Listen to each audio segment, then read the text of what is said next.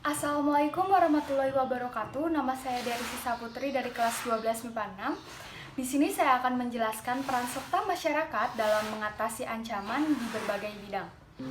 Nah, peran serta masyarakat dalam mengatasi ancaman dalam berbagai bidang, yaitu di bidang ideologi, politik, ekonomi, sosial budaya, pertahanan dan keamanan, itu sangatlah penting dalam menjaga integritas bangsa Indonesia dalam bingkai Bhinneka Tunggal Ika. Nah, pertama-tama saya akan menjelaskan di bidang ideologi.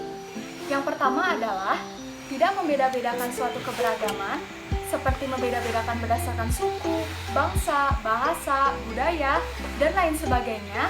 Dengan begitu, kita akan menciptakan lingkungan yang aman dan damai. Yang kedua adalah mengamalkan nilai ketuhanan yang Maha Esa. Nah, dengan kita meningkatkan iman kita kepada Tuhan yang Maha Esa, dengan begitu kita akan terhindar dari paham yang tidak sesuai dengan kepribadian bangsa Indonesia. Nah, selanjutnya adalah di bidang politik. Yang pertama adalah menegakkan supremasi hukum yang ada di Indonesia. Seperti ketika kita sedang menerapkan suatu hukum yang berlaku, kita tidak boleh memandang orang itu siapa dan lain sebagainya. Dengan begitu, akan terciptalah keadilan dan kesetaraan hukum di dalam suatu masyarakat. Yang kedua adalah mengembangkan demokrasi di dalam dunia politik.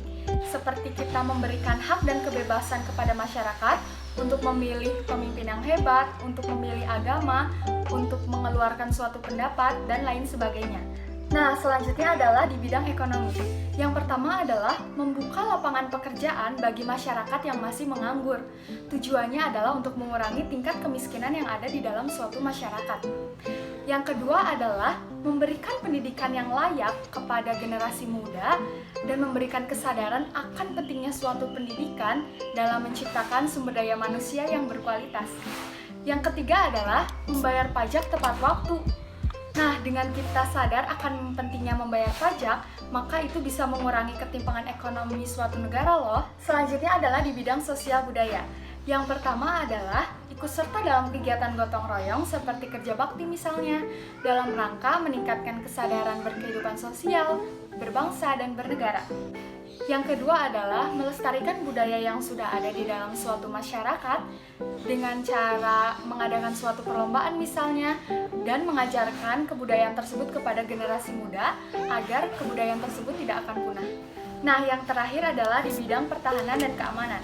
Yang pertama adalah menjaga persatuan dan kesatuan bangsa Indonesia dengan menghargai perbedaan yang sudah ada dan menjalin hubungan yang baik antar sesama warga masyarakat Indonesia. Yang kedua adalah ikut serta dalam menjaga keutuhan negara NKRI.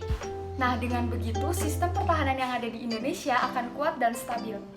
Yang ketiga adalah bersikap ramah dan sopan terhadap sesama maupun warga negara asing. Nah, cukup sekian penjelasan dari saya. Mohon maaf bila ada kekurangan. Wassalamualaikum warahmatullahi wabarakatuh.